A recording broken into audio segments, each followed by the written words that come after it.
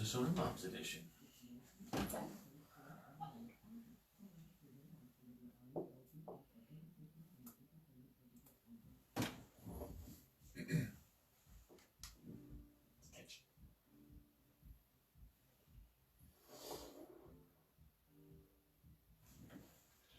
Hello, welcome. This is Time for Success, Business Owner Moms Edition, and this is the show where we dig in to what does success even mean, and how do we achieve that when we're trying to run a business and trying to have a successful family and all that stuff.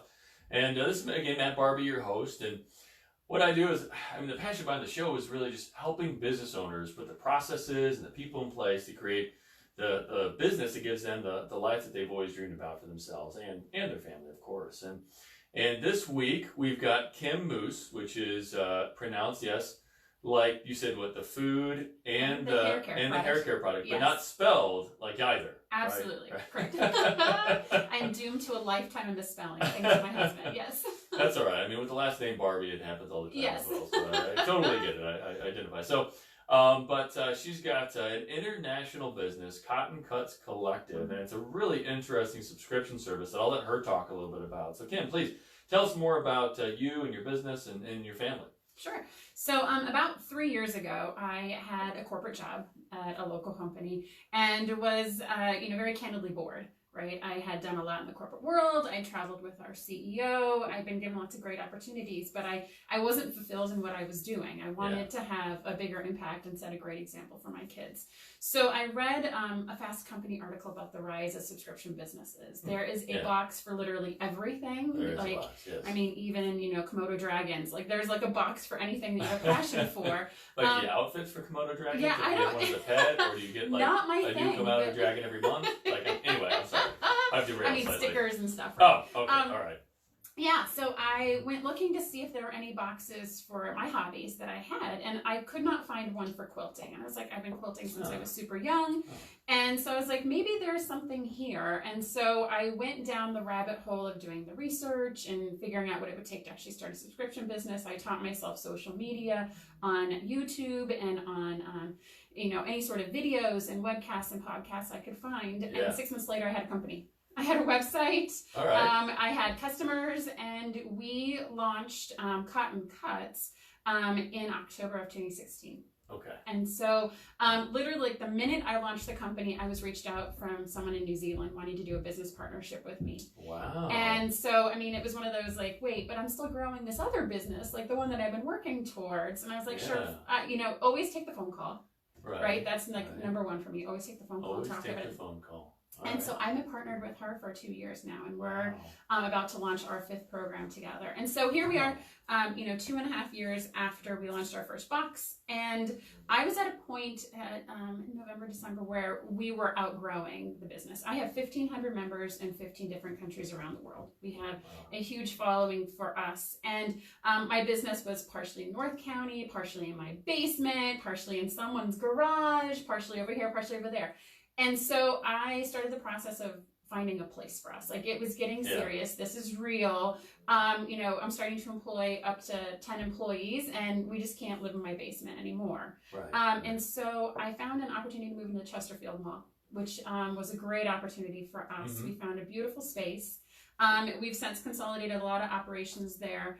And we had some extra room, right? Because we had such a great big space. So I've created a little bit of a sandbox for my employees and I to play in called the Cotton Cuts Collective, which is a sewing maker space here in St. Louis. Okay, a little sewing maker space. That's yes, really neat. So we have sewing machines, we have supplies, we have notions, and we teach people how to sew.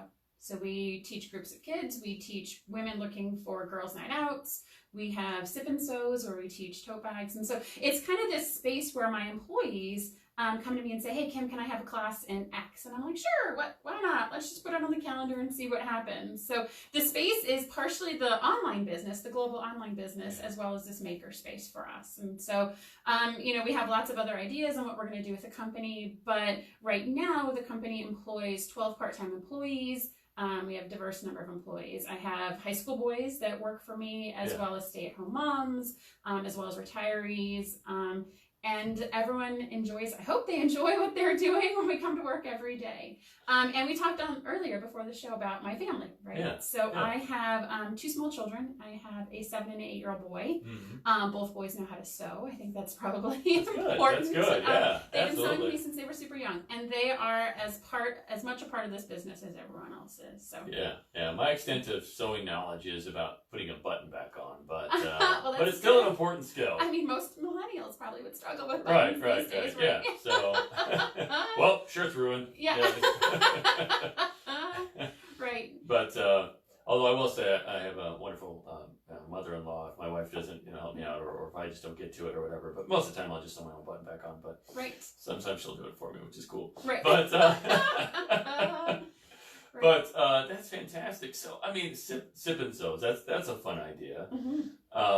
Yeah, a little bit of a different, like, girls' night out, like you were talking about, or I guess a bachelor party. That's an interesting idea for a bachelor party. Right. Oh my gosh, bachelor bridal showers. Like, we can put together a quilt for the baby. I mean, that'd be so it's cool. amazing. Yeah. Totally different. But so, if it's okay, I'd love to circle back around on this idea that somebody reached out of nowhere, out of New Zealand, a different country, even different culture, huge communication gaps, I'm sure. But you're in business partnership with somebody international that you didn't know before, and I guess it happened fairly quickly because I mean, if you've been in partnership with them for 2 years, the business has been open for about 2.5. So, tell us more about that, because a lot of business partnerships are just awful experiences for folks, and give the audience some idea of like what you guys had to kind of do to figure out how much you were on the same page and all that stuff, because I think that's huge. Right. So for me, when I was starting the subscription business, the box, you do all the customer research, right? Yeah. And you talk to people and they're like, oh, I love the box, but wouldn't it be great if you had a project, right? If you ship me a project each month. And I was like, oh, okay, well, we'll put that on the back burner and we'll build that skill, right? So I'll teach my team how to do it. It's something we'll launch into the future. And when the designer New Zealand reached out to me, she was actually the second person to put her email on my landing page. Like something she found us, she reached out to me. Right? Yeah. And she came to me with this project, this monthly project that she'd been nurturing in her store in New Zealand for like 5 years, right? Wow, so she had mastered the skill that I wanted to build. And I was like, oh, this is very symbiotic. Like, my customers are looking for this. She knows what she's doing. She's an expert in what she's doing. And the program she presented to me was attractive to me. It's something I would have happily done. I was like, this appeals to me as a customer. I think it has a lot of value drivers that hit a lot of different people. Yeah. And I was like, it's a no-brainer. When we talked about it literally, I think, like 30 minutes over Skype about the business, and we sent a whole bunch of emails back and forth to each other. I ran the numbers and I was like, God, the economics of this makes so much sense. Like, she knows what she's doing. She's a subject matter expert, and our skills were compatible, right? She had the design piece, I had the marketing and the commercialization piece.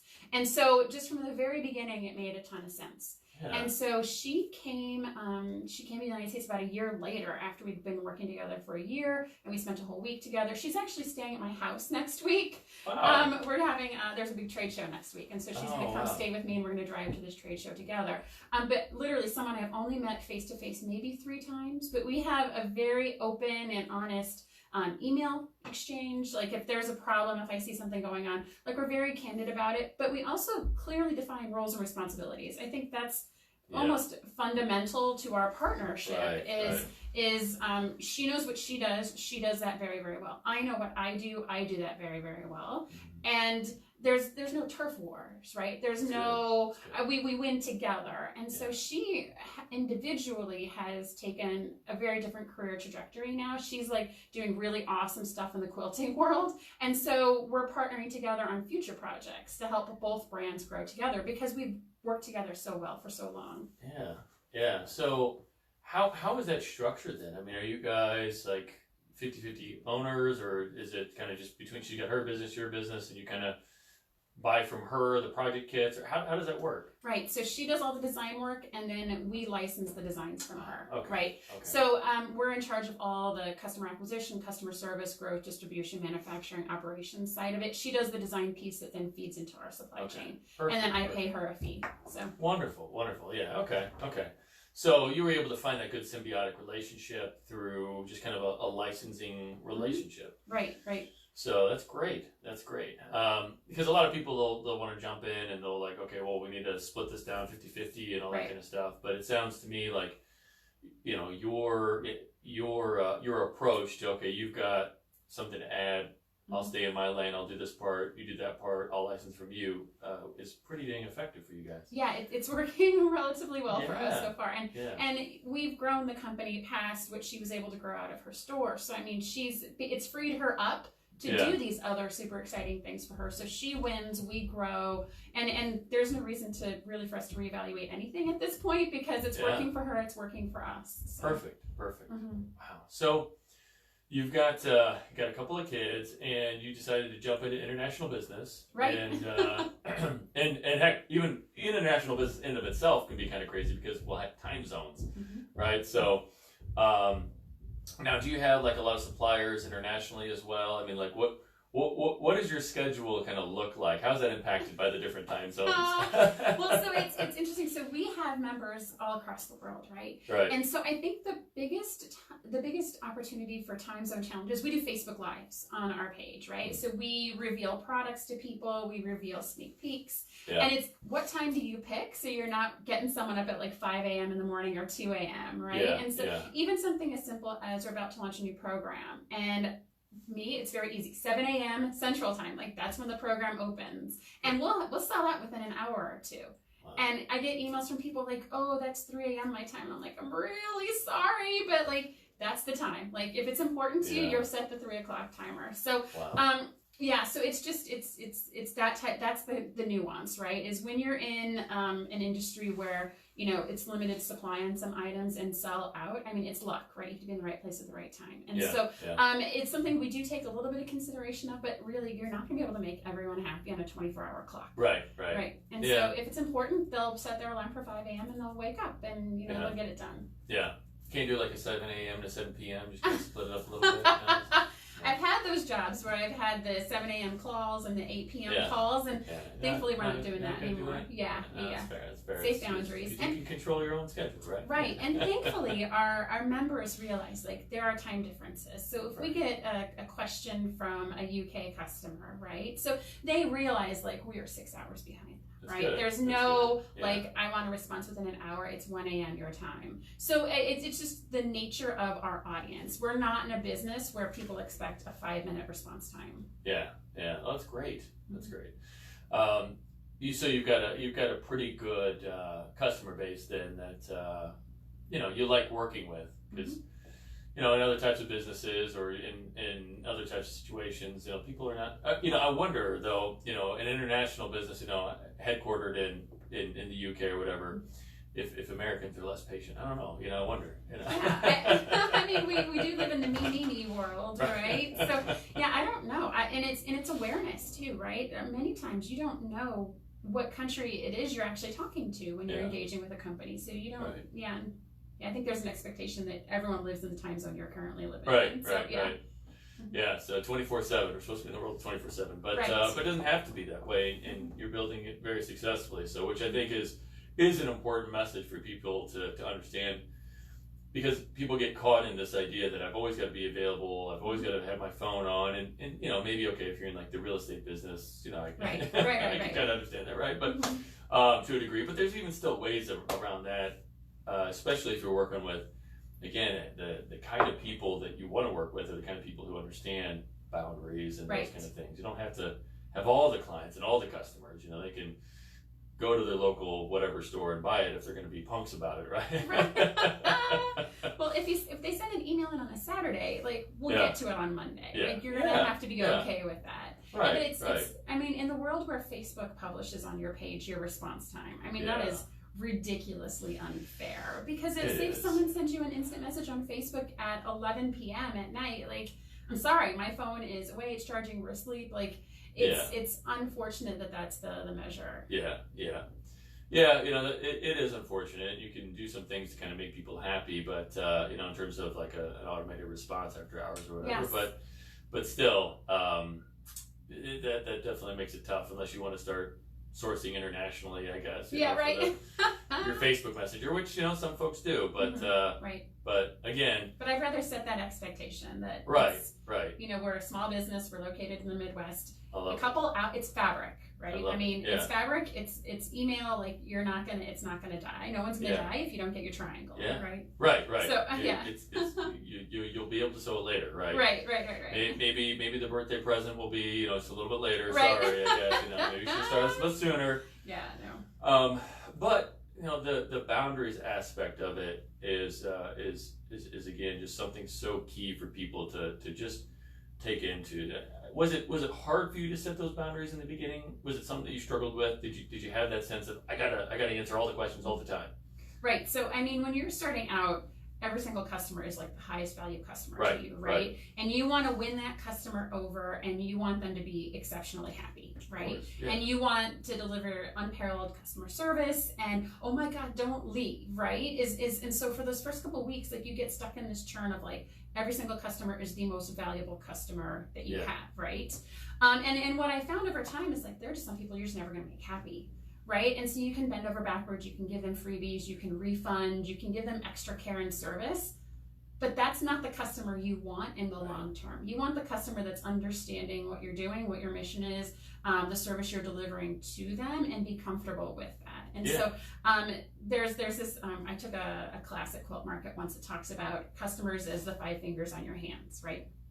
So there's your thumbs, right? These are your high value customers. They will follow you, down the trenches, back up again. These are the people that'll buy anything you are selling, right? Those are the customers you love. It's as important as your thumb. Then there's your pinkies, right? So the pinkies are the people that consume all of your time, that ask all the questions, that suck all the knowledge out of you, but ultimately never buy anything from you. And you spend so much time nurturing those customers that have no value to you as a business. And they distract you from nurturing your thumbs, which are the most important people. And then there's the people in the middle that just kind of fit in both categories. And then there's some people that fit in the middle, and you know what you want to do with those folks. Right. But so and it's just knowing, when you're engaging with a customer, is this person going to follow me through the trenches? Are they on board with what we're doing, or are they consuming my time and I'm spending 8 hours with them and they're never going to buy anything from me, or they're one and done? Right. Yeah, I kind of talk about like A, B, C, D, F, Right. And you can imagine what I say about the F customers, but right. And the D's, don't let the door hit you in the butt. Right. Out, right. And the key, you kind of got to see, you have to consider cutting them off, right? And B, those are good. Those are pretty good. And then of course the A are the ones that you love. Those are really like your tribe, the people that you love, people who love you, understand your value. They don't like necessarily care what you charge, because they love you and what you stand for. Right. And that's hard early on to differentiate, because you want every single person and are willing to bend over backwards for people that may be gone quickly. Yeah. Well, when you build your business around, people, and you care about people, you have to be able to kind of define the people that you can help and those that you can't. I mean, as a consultant and kind of business coach and just, where it is to me all about the people, you want to help them, but sometimes you want to help them a little bit more than they want to be helped, and you just can't, and it's like, you have to wait for the right time. But I mean, I think that probably transcends kind of all areas. Like, there's probably a lot of people that you love to see them have that gift done for the birthday or whatever, but you can't right you can't make everyone happy. You can't make everybody happy. Right. So what are the kind of projects? Is it just quilts, or are there other kind of projects as well that you send packages for? So what is the product we're shipping? Right. Okay, so we have 2 businesses that we ship out of the mall. So one is our box business, and one is our mystery quilt business. So our box business is like a Stitch Fix for fabric people. Okay. So you answer a short survey, say you like this, you don't like this, you want this specific cut of fabric. And then we shop for you. We're a personal shopper. So we pull together a bunch of fabric and ship it to you based upon what you like. So it's not a subscription box where everyone gets the same stuff thrown in, and you may have some, okay. you know, I'm not getting the same box you are because our preferences are different. Sure. And so we really modeled the Stitch Fix in the, you know, tell us what you like, what you don't like every month. So every month we're reaching out to customers, we're getting feedback, we're collecting and mining all that data, which to me is the real value of the business, right? Is it's what the customers are telling us and how their you know, tastes shift over time, right? Yeah. So that's the box business. So we have a couple different products in there, and those are that's how we started. The mystery quilt is the largest volume part of our business. So this is the partnership with New Zealand, and so this is a project that comes to you every month for 10 months. Everything is cut, everything is color coordinated. Literally, you just sit at your sewing machine and sew for 25-30 minutes. Okay. And so you're sewing pieces together, you set them aside. You sew pieces together, you set them aside. And in 10 months, we have a Facebook Live, and we show you what all those pieces come together and make. And so in this model, you get to choose which colors you like. So say your favorite color is blue. You could pick blue fabrics for your project. Say my favorite color is neon pink. I'll pick neon pink for my projects. And so we're making the same quilt, but it's going to turn out very differently because of the colors we've chosen. So it works well for people who you know, don't know how, are inexperienced quilters, right? So my boys do this project. If you can sew a straight line, you can do this project. You don't have to worry about any extra fabric or being short at the end, which is a common problem for sewers. Yeah. And it works well for older quilters, right, who can't use a rotary cutter but enjoy sewing. Everything's cut for them, so they literally just sew it and they're able to make a quilt at the end of 10 months. Wow. So yeah, so it's the boxes and the mystery quilt as part of Cotton Cuts. Those are our two big businesses. That's incredible. Okay. So that's fun because it's almost a year-long project, right? And they get little pieces. They're not really sure how it's going to all kind of come together, so it kind of has that anticipation factor. Right. And then finally you have the big reveal, and they can finally put it all together and get that big project. Exactly. And people have tried to put together what the finished quilt looks like, and they have not been close. But right. Yeah. Ooh. Well. Right. Yeah. That's got to be. It's fun. Yeah. It's very fun. Yeah. Well, as long as they've got a project that they're an end product they're happy with. I mean, I guess. Well, when we do the reveal, they all get it right. Absolutely. Oh, But like in month 5, there's lots of pictures on so we have a very active Facebook group for this project. Yeah. And people put like all their pieces down on their deck and like try and rearrange them into whatever order they think the finished quilt is going to be. So it's fun. All right. We have very cool. Yeah. Well, that really begets that interaction just naturally. So that's brilliant. That's brilliant. Mm-hmm. Well, cool. So now you said with your boys, they're pretty active. They'll do the kits. Mm-hmm. You know, they're 7 and 8. You said, right? Yes. Yep. So now, do you have like Boy Scouts and stuff like come in and do that kind of stuff as well? And like people from schools, you have school groups come in, like. Right. What are some great ways to get kids involved in this stuff? Right. So at the collective in the maker space, so we host several events for kids. So actually, I think right now we're doing a Toddler Tuesday in the shop, and so bring your children in, and we have a different craft each week, just to bring the toddlers into the shop to get them moms out of the house. Yeah. We also have a lot of scouting events. So for Girl Scouts, we do a make one, give one program. So the girls come in, they learn how to sew, they'll make a hair tie for themselves, and they'll donate a hair tie. So they have the charitable aspect of the Cat Scouts.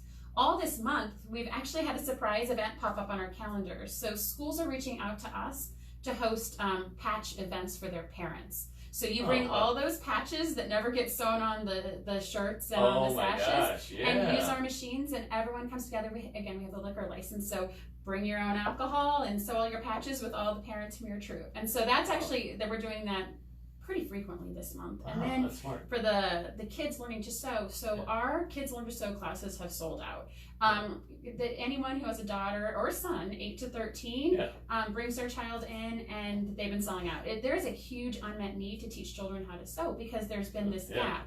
Grandmas and grandpas sew, moms don't necessarily sew, and then kids definitely want to know how to sew. So we're helping fill that need. Oh, wow. Well, how do people find you, get a hold of you, see where this calendar's at, all that stuff? So for all the sewing classes, it's cottoncutscollective.com. For the subscription boxes and the mystery quilt, which the mystery quilt I love to death, it's cottoncuts.com. Okay. Yeah. Well, that's fantastic. And what's your Facebook page? So Facebook is Cotton Cuts Club, and then Cotton Cuts Collective as well. Okay. Awesome. Right. Awesome. Yeah, we're all over Facebook and Instagram. So Yeah. Well, I mean, it's so visual what you do. I think that yeah. I mean, please, yeah, jump on, check that out. Absolutely. And so, so real quick, can you give us like one more nugget of wisdom for international business and just something here for us? Oh gosh. So, you know, with the international customers, when we first started, we had a lot of requests for international shipment of our products. Yeah. And at first I was like, gosh, you know, there was this barrier, like, oh, once you ship internationally, like it can't be done. And when I really challenged that assumption for myself, I was like, no, this is really easy to do. And it's one of those, it just took me getting past that I want to build an American company. But then I was like, no, like it's really easy to ship globally. It's just a matter of taking the time to figure it out. It took not a lot of time at all. And once I did it, it opened up a whole new market for us. Wow. So international shipping is a lot easier than everybody makes it out to be then. Absolutely. Oh my gosh. It can be done. It can be done. All I think right, we ship each month like 200 packages globally. So it can be done. That's amazing. That's great. Well, this has been Time for Success, Business Owner Moms Edition with Kim Moos over at the Cotton Collective. Thank you so much. Or Cotton Cuts Collective, my bad. That's okay. If you are looking for a business that'll give you and your family the life that you dream of, please reach out to me at Barbie, 314-441-5423. Thanks. All right. All right. Thank you, Facebook.